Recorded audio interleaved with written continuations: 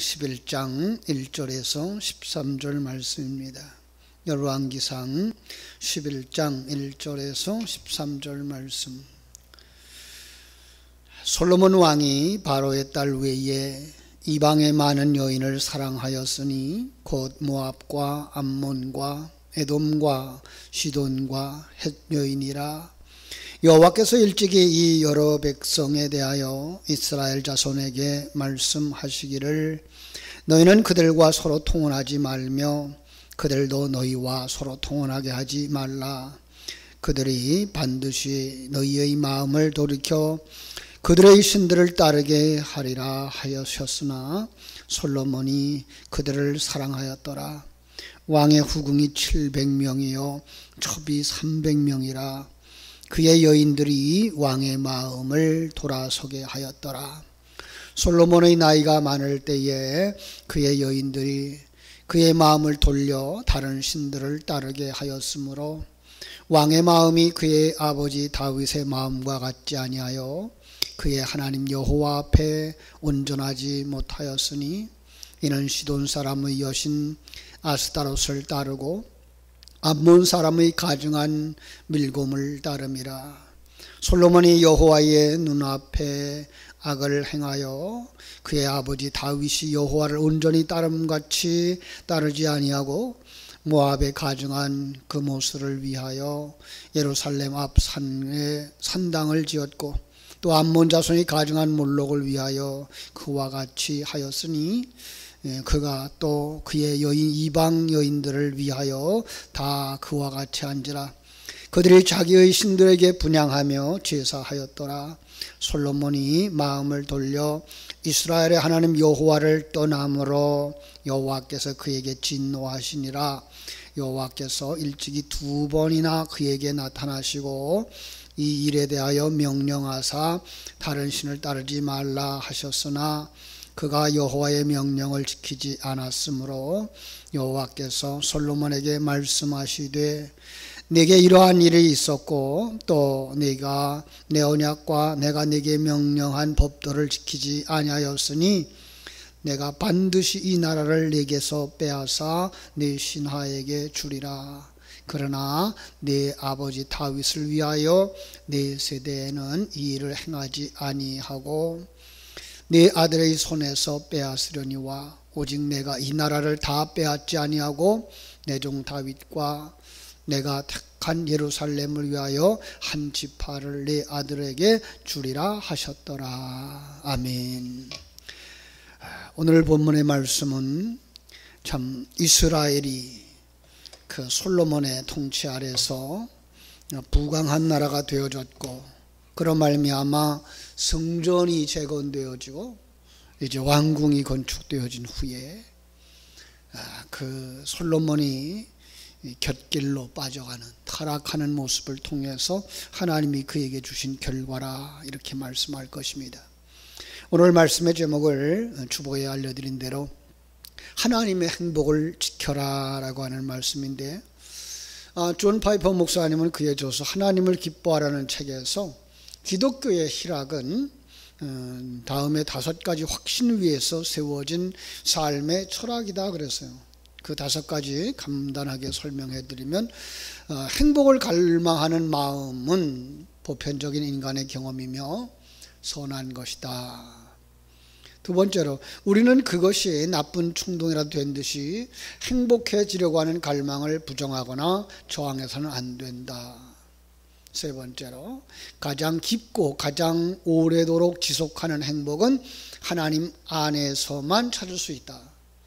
그것은 하나님에게서 오는 것이 아니라 하나님 안에 있다 그랬고, 네 번째로 우리가 하나님 안에서 발견하는 행복은 그 행복을 다양한 사랑의 방식으로 이웃과 나눌 때 완성된다 했으며, 5번째로 우리 자신의 기쁨 추구를 포기하면 그만큼 하나님을 영화롭게 하고 이웃을 사랑하는 일을 못하게 된다.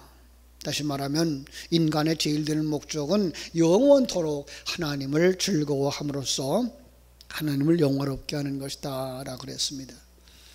이분의 책을 이렇게 보면 행복 추구는 인간의 당연한 갈망이자 하나님의 주신 선물 중에 하나다라고 말씀하는 것을 볼 수가 있습니다. 성 어거스틴은 왜 그리스도를 믿게 되었고 왜 그리스도인이 되었느냐라고 누군가가 묻는다면 모든 사람들은 행복하기 위해서라고 대답할 것이라고 그랬어요. 시간과 공간 세계에 사는 사람들이 행복하기를 바라는 것은 당연한 일입니다. 행복을 세속적인 것으로만 여기거나 행복을 추구하는 것을 정죄하거나 부정하고 거부해서는 안 될 것입니다. 그러나 거기에 담아주신 진리를 깨닫지 못한다면 그의 인생은 실망으로 마감하고 말 것입니다. 오늘 본문이 바로 그 부분을 증명하고 있기 때문에 그렇습니다. 우리 본문을 보면 솔로몬은 하나님이 성전을 아름답게 건축해서 하나님 앞에 드립니다. 그는 정말로 지혜롭게 나라를 다스리기도 했고 아버지 다윗을 따라서 바른 신앙생활을 하기도 했습니다. 그런데 그가 자기 왕궁을 건축하면서 사람이 곁길로 가기 시작을 합니다. 하나님께서 이스라엘 백성들에게 특별히 이 왕에게 왕이 되었을 때에 꼭 지켜야 할 것 세 가지를 규례로 주셨죠. 첫 번째로는 마병을 많이 두지 마라. 병사와 말 타는 병사 역시 같은 얘기인데요. 많이 두면 뭐예요? 그걸 의지한다는 거죠. 그리고 그걸 구하라, 애굽에 내려가지도 마라 라고 이야기를 했어요. 두 번째로 자기를 위하여 은금을 많이 쌓지 말라. 하나님을 의지하지 아니하고 은금이 힘이 된다고 생각하고 의지하기 때문에 그렇습니다. 그러나 열왕기상 10장 후반부에 와보면 이미 솔로몬이 이 두 계명을 어기고 맙니다. 세 번째로 아내를 많이 두어서 그 마음이 미혹되지 하게 하지 마라 그랬습니다. 이것도 어겼습니다. 오늘 본문에서 본 것처럼 후궁이 700명이고 그의 첩이 300명이었다. 정략적인 결혼을 통해서 나라를 견고하게 세우고 싶었던 그의 계획이었을지 모릅니다만 그는 하나님이 주신 이 규례들을 다 어기고 맙니다. 이런 말을 할 수가 있어요. 형식은 본질을 담는 그릇이다. 형식이 무너지면 본질을 담을 수가 없기 때문에 그렇습니다. 그릇과 진리 기억했으면 좋겠습니다. 그래서 하나님은 이스라엘 백성들에게 그 중에 중심이 되는 왕에게 세 가지 규례를, 형식을, 그릇을 준 것입니다. 사단이 어떻게 역사하죠? 이 규례와 형식을 깨트리려 들어옵니다. 신앙생활에 있어서도 사단은 신앙의 형식을 깨뜨려 신앙의 본질을 잃어버리도록 우리를 유혹합니다. 그러므로 성도들은 신앙의 진리, 하나님을 사랑하는 마음을 잃지 않도록 신앙의 형식도 잃어버리면 안 되는 겁니다. 오늘 이 설교의 중심은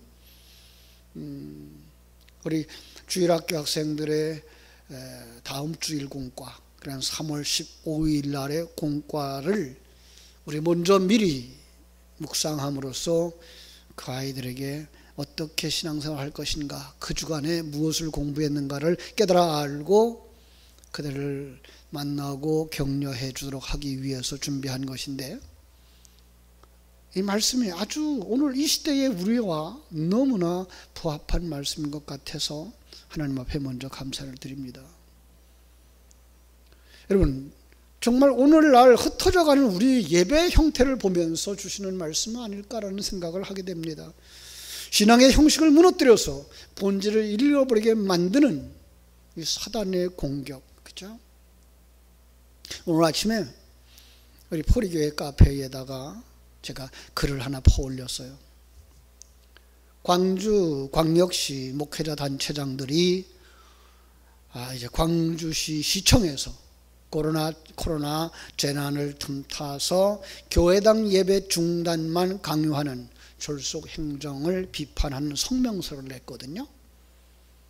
그 성명서를 통해서 하고자 하는 말은 지난주일 이용섭 광주시장이 관내의 교회들을 직접 방문해서 가정예배로 전환할 것을 아주 강요했다 그러고, 이재명 경기도지사가 종교시설을 폐쇄할 수 있도록, 그죠? 폐쇄할 수 있다라고 하는 돌발적인 발언을 했고, 더불어민주당의 김영춘 의원은 대통령이 예배를 금지시킬 수 있어야 된다.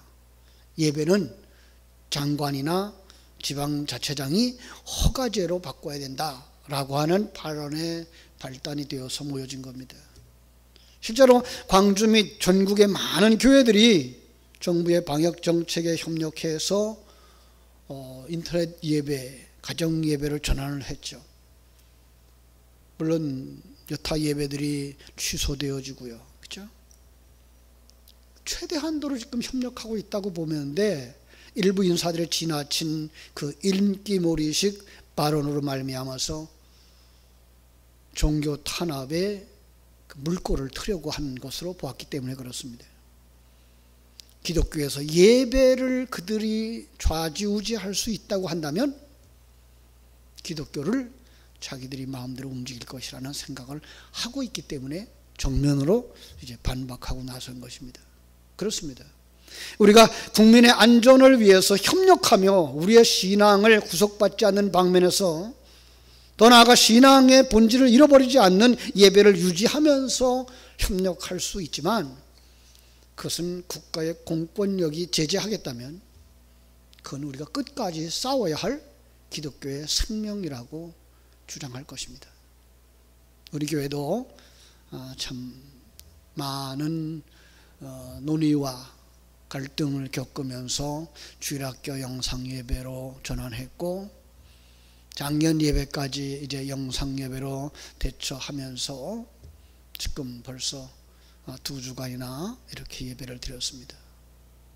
여러분, 이게 2-3주간 지나가는 아주 가벼운 일처럼 여길 수 있습니다. 그러나 이것이 우리 신앙의 댐을 무너뜨리는 쥐구멍이 될 수 있다는 것을 먼저 염두에 두어야 됩니다.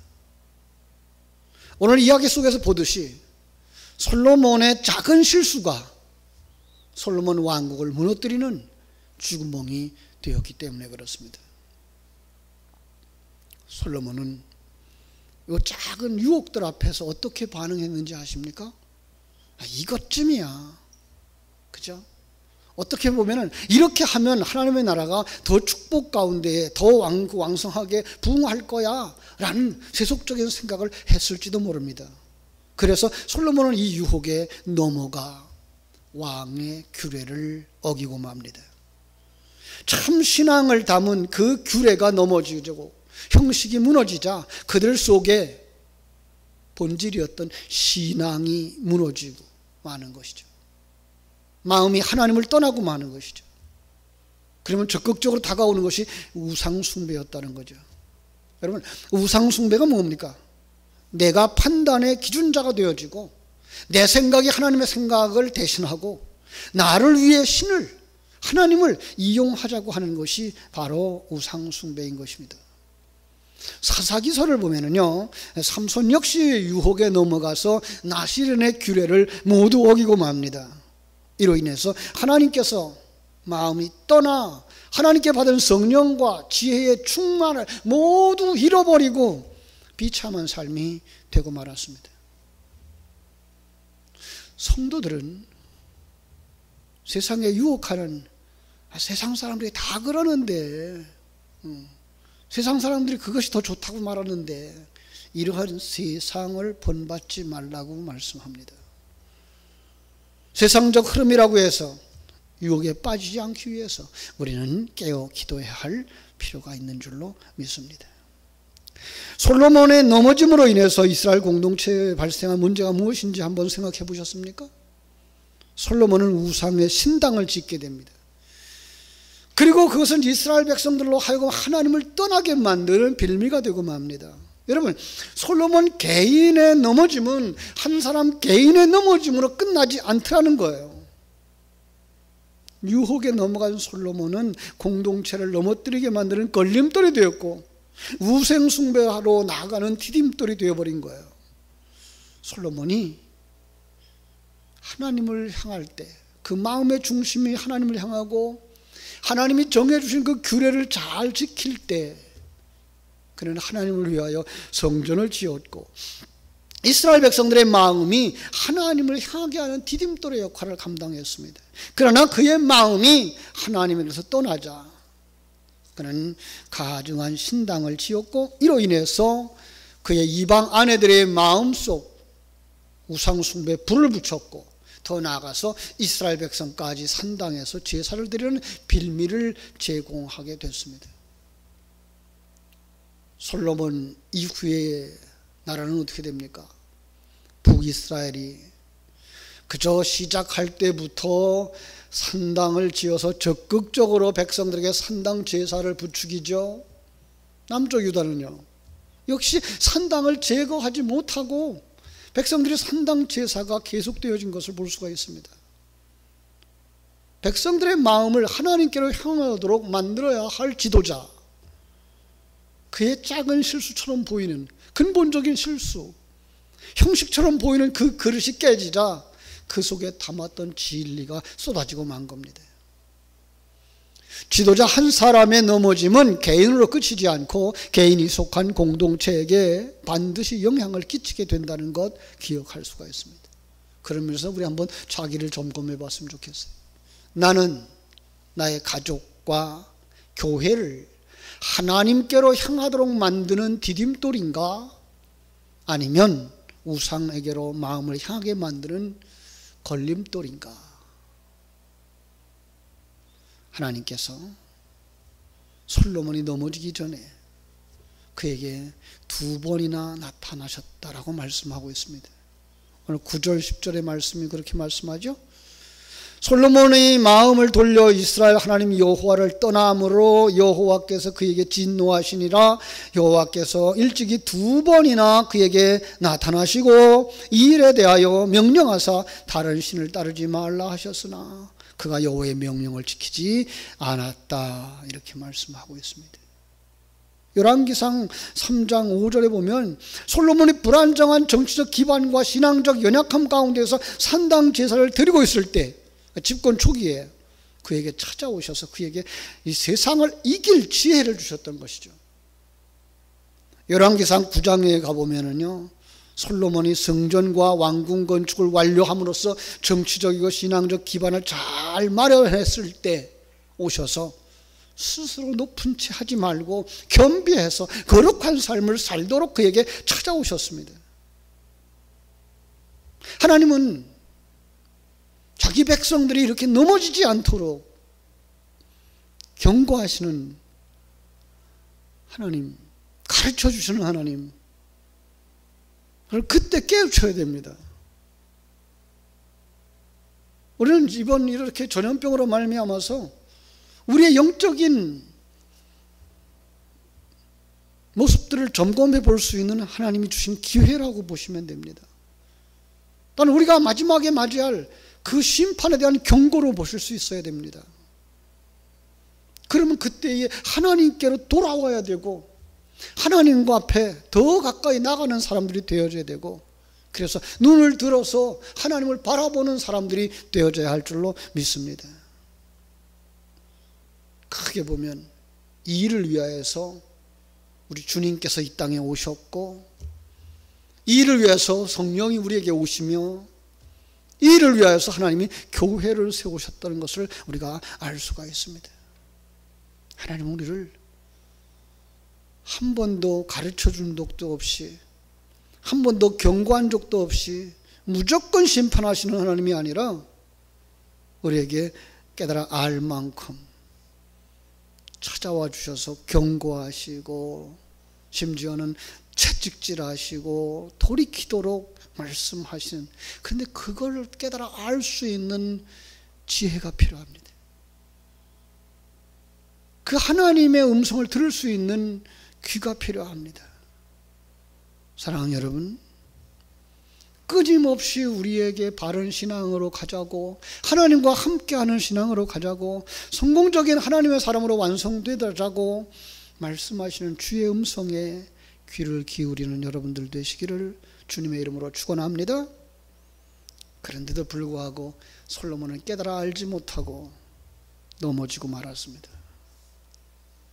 하나님은 솔로몬에게서 나라를 빼앗으셨습니다. 왕의 규례를 지키지 않는 솔로몬을 향해서 하나님께서 나라를 빼앗겠다고 말씀했습니다. 여러분, 이 땅에서 그가 누렸던 부귀 영화, 행복, 그것이 인간의 삶의 목적인 줄 알았던 것 다 잃어버리게 된 겁니다. 그런데 12절에 보니까 그러나 라고 말씀하십니다. 그러나 내 아버지 다윗을 위하여 내 세대에는 이 일을 행하지 아니하고 내 아들의 손에서 빼앗으련다 라고 말씀하십니다. 왜 그랬을까요? 하나님께서 마지막까지 솔로몬에게 돌이킬 수 있는, 회개할 수 있는 기회를 주시고 있는 것을 볼 수 있습니다. 하나님이 돌이키고 다윗처럼 하나님께로 돌아온다면 하나님의 인자하심과 용납하심이 그에게 부러졌을 것입니다. 우리는 그의 노년에 지은 책을 압니다. 전도서죠. 그는 그의 노년의 신앙을 회복했을 것이고 전도서에서 그렇게 이야기합니다. 그 모든 것들이 헛되더라. 헛되고 헛되니 모든 것이 헛되도다. 젊었을 때 여호와를 기억하라라고 말씀합니다. 삼손도 그랬죠.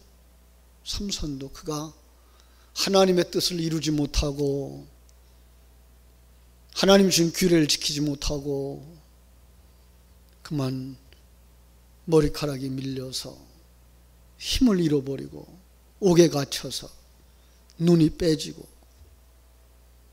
마지막에 가서야 그는 돌이켜 하나님 앞에 은혜를 구하죠. 하나님이여 구하오니 이번만 나를 강하게 하여 주옵소서라고. 여러분, 그건 회복되어 있었다는 걸 의미하죠. 하나님이 주신 그 마지막 기회, 회개의 기회를 붙들었다는 거죠. 그리고 하나님께로 돌아왔다는 거죠. 여러분, 우리도 예배를 회복해야 합니다. 기도를 회복해야 됩니다. 회개를 회복해야 됩니다. 그런 사람들을 하나님은 은혜로우시며 자비로우시며 노하시기를 더디하시기에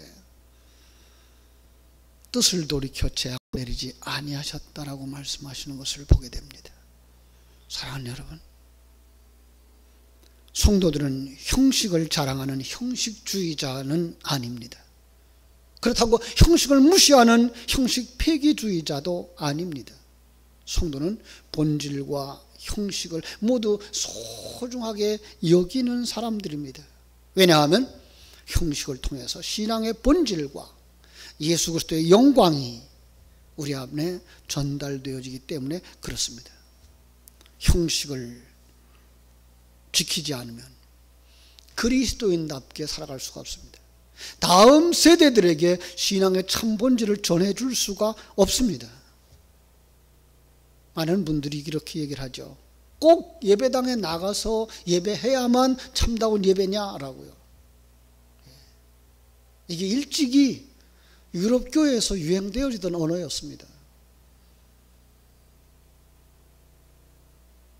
그럼 그래서 지금 유럽 교회는 어떻게 됐습니까? 예배당에 나오는 사람들의 숫자가 아주 적은 큰 예배당 속에 몇 명이 앉아서 예배하는 노인들만의 예배로 전락해버리고 말았습니다. 길거리에 있는 그들을 만나보면 얘기합니다. 우리도 주를 믿는다는 것입니다. 그리고 그 주가 정녕 십자가를 지고 죽으시고 부활하신 그 주일까요? 그들의 신앙이 정말 하나님과 함께함을 누리는, 하나님 앞에 참다운 예배를 드리는 그들의 신앙일까요? 그 예배의 형식은 그 속에 참다운 진리를 담아준 놀랍고도 아름다운 그릇이기 때문에 우리는 그것도 지켜야 하는 것입니다. 그것도 보존해야 되는 것입니다. 이제 전염병은 지나갈 것입니다. 그 후에 우리는 정말 예배를 회복하는 교회가 되어져야 됩니다. 하나님을 바라보며 물기에 힘쓰며 하나님의 영광을 사모하는 믿음으로 돌아가야 될 줄로 믿습니다. 본질과 형식이 균형을 이룰 때 나와 나의 사람들을 죄와 세상에서 지켜낼 수가 있을 것입니다. 본질과 형식이 균형을 이룰 때에 나의 왕 되시는 하나님의 영광을 세상에 나타낼 수 있게 될 것입니다. 사랑하는 여러분, 지금 비록 흩어져서 가정에서 예배를 하는 상황이 되어졌지만 이때라도 우리가 시간을 지키며 마음을 같이해서 그 시간에 동시에 예배할 수 있는 우리 교회, 그리고 함께 모여서 예배할 것을 사모하는 교회, 특별히 강구하기는 우리 구역장님들이 그 일을 잘 감당해서 예배 전후에 구역 식구들과 함께 교제하고 대화하고, 그래서 함께 교제함으로 말미암아 다음에 예배가 회복되어지는 날 우리는 하나도 나고자가 없이 함께 나와 정말 아름다운 예배를 드릴 수 있는, 그래서 행복을 추구하는 하나님의 귀한 사람들이 되어지기를 주님의 이름으로 축원합니다. 기도하겠습니다. 아버지 우리 하나님, 크신 은혜와 사랑을 감사합니다. 이렇게